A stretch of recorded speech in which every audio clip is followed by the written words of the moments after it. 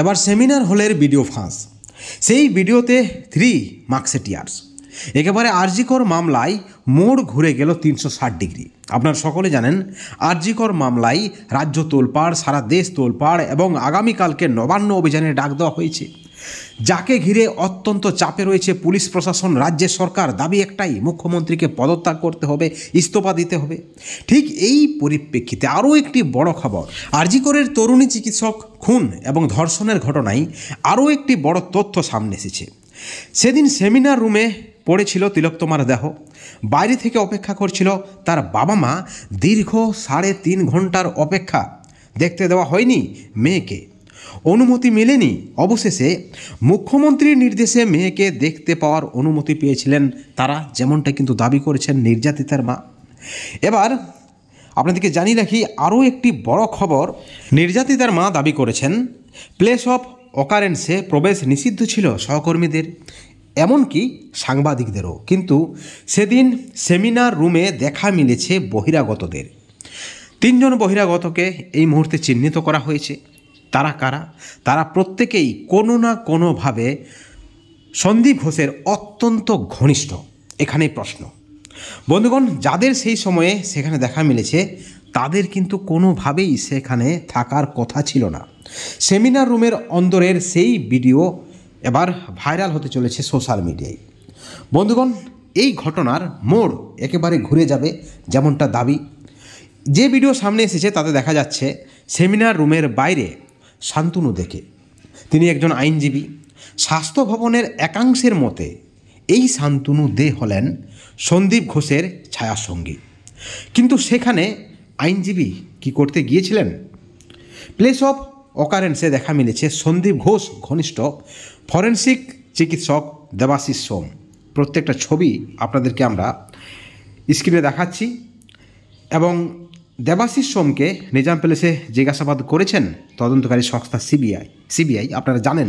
কিন্তু বড় প্রশ্ন হচ্ছে যে তিনি আরজিকরের কর্মীই নন, কিন্তু ঘটনার পর মুহূর্তেই সেমিনার রুমে দেখা গিয়েছে তাকে। দাবি স্বাস্থ্য ভবনের একাংশের। হেলথ রিক্রুটমেন্ট বোর্ডের ডিটেইনমেন্টে পোস্টিং রয়েছে দেবাশিসের। তাহলে তিনি সেমিনার রুমের ঘটনার পরেই সেখানে গিয়েছিলেন, কিন্তু কেন তাকে সেমিনার রুমে দেখা গেল? প্রশ্ন কিন্তু এই মুহূর্তের অত্যন্ত বড় এবং কোটি টাকার প্রশ্ন। এরপরের যে ক্যারেক্টার রয়েছে, ক্যারেক্টার 3 প্রসূন চট্টোপাধ্যায়, তিনিও আরজিকরের প্রাক্তন অধ্যক্ষ সন্দীপ ঘোষের অত্যন্ত ঘনিষ্ঠ। এক কথায় ছায়াসঙ্গী বলল ভুল হবে না। স্বাস্থ্য ভবনের একাংশের মতে প্রসূন ন্যাশনাল মেডিকেল কলেজে তিনি ডেটা এন্ট্রির অপারেটর হিসাবে কাজ করেন। কিন্তু ক্রাইম সিনে কিভাবে রয়েছেন ফরেনসিক মেডিসিনের ডেমনস্ট্রেটর, সন্দীপ ঘোষের ছায়াসঙ্গী ডেটা অপারেটর আর তার ঘনিষ্ঠ আইনজীবী? একাধিক প্রশ্ন কিন্তু এই মুহূর্তে প্রশ্ন উঠেছে, বড় প্রশ্ন, কোটি টাকার প্রশ্ন। এই যে 3 মার্কসেটিয়ার্স, তারা সেখানে কিভাবে পৌঁছালেন? কে তাদের খবর দিলেন? কি করতে এসেছিলেন? তাদেরকে কে ডেকে পাঠিয়েছিলেন? প্রশ্ন উঠেছে। তাহলে কি সেখানে পরিকল্পনা চলছিল? কিভাবে সেখান থেকে তথ্য প্রমাণ লোপাট করা যায়? বন্ধুগণ, আরজিকর মামলায় সারা দেশ তোলপাড়। মুখ্যমন্ত্রী দোষীদের ফাঁসি চাইছেন, অভিষেক বন্দ্যোপাধ্যায় দোষীদের এনকাউন্টার করতে বলছেন, মুখ খুলেছেন প্রধানমন্ত্রী, দোষীদের কঠোর শাস্তি হতে হবে। 8 থেকে 80 ছাত্র সমাজ, ডাক্তার, সেলিব্রিটি সকলেই রাস্তায়। ঠিক এই পরিপ্রেক্ষিতে সেদিন সেমিনার হলের যে ভিডিও ফুটেজ তা কিন্তু একেবারে সকলকে ঘাবড়ে দিয়েছে। বন্ধুগণ, আপনাদেরকে জানিয়ে রাখি যে চিকিৎসক নেতা সজল বিশ্বাস তিনি বলেছেন, সকালে আমরা তড়িঘড়ি দেখি শাসক দলের প্রভাবশালী চিকিৎসক নেতা হিসাবে পরিচিত তারা সেখানে আসেন, এমনকি সেমিনার রুমে যেখানে বডি পাওয়া গিয়েছিল সেখানেও মিটিং করেন। ওই চিকিৎসক নেতারা কেউই আরজিকরের কর্মরত নন, স্বাস্থ্য দপ্তরের উচ্চ পদাধিকারীও নন। কেন তারা সেখানে গিয়েছিলেন তা কিন্তু তদন্তের আওতায় আনতে হবে।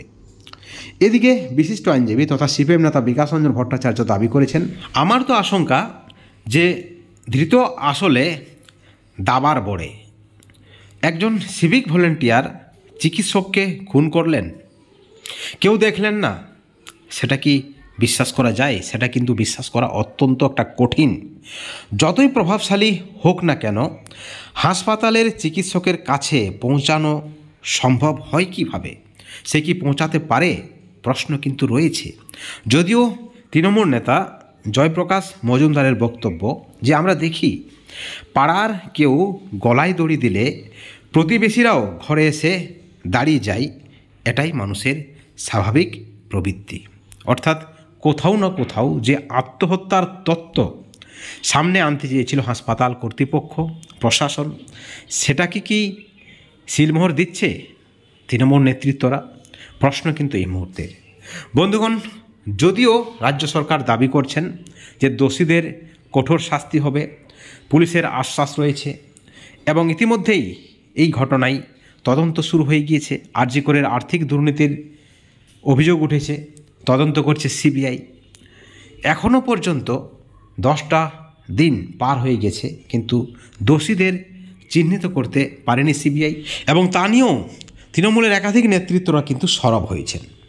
বন্ধুগণ, একই সঙ্গে আপনাদেরকে জানিয়ে রাখি, চিকিৎসক মহলের একাংশের দাবি যে চিকিৎসক সুবর্ণ গোস্বামী তো বলেই দিয়েছেন যে দেহ তড়িঘড়ি পুড়িয়ে দেওয়ার ঘটনাও সন্দেহজনক এবং দেহ পুড়িয়ে দেওয়া থেকে শুরু করে সমস্ত কিছুই কিন্তু প্রমাণ লোপাটের চেষ্টা করা হয়েছে। ওখানকার চিকিৎসকরাই আমাদের জানিয়েছেন। সেই দিন সেমিনার রুমে কারা কারা এসেছিলেন, কাদের ডাকা হয়েছিল সেখানে। সন্দীপ ঘোষ সিন্ডিকেটটা চালান, আমরা সিজিও কমপ্লেক্সের অভিযান চালাবো, কেন তাদের তদন্তের আওতায় আনা হচ্ছে না? এদিকে আপনারা দেখেছেন আরজি করের ঘটনায় বেশ কিছু অডিও ভাইরাল হয়, সেখানেও কিন্তু পরিষ্কার অভিযোগ, পরিষ্কার দাবি, কোথাও না কোথাও ব্যাপক পরিমাণে দুর্নীতি, ব্যাপক পরিমাণে সিন্ডিকেট চলতো আরজি কর হাসপাতালে, যেমনটা কিন্তু দাবি করা হয়েছে। এবং তাদের সকলের সব দুর্নীতির মাস্টার মাইন্ড সন্দীপ ঘোষ। সন্দীপ ঘোষকে অনেকেই বলছেন যে তিনি আরজি করের মুখ্যমন্ত্রী, তার হাবভাব এমন যে তিনি সেখানকার বস এবং সব কিছুই তিনি মেনটেন করতেন। কাকে কিভাবে, কোথায়, কত টাকার বিনিময়ে দুর্নীতি করতে হবে, বডি কিভাবে পাবে পরিবারের লোকেরা, মেডিসিন থেকে শুরু করে প্রত্যেকটাতেই জড়িয়ে সন্দীপ ঘোষ। এবং অনেকে দাবি করছেন যে আরজি করের ঘটনায় সন্দীপ ঘোষ একটা বড় মাথা।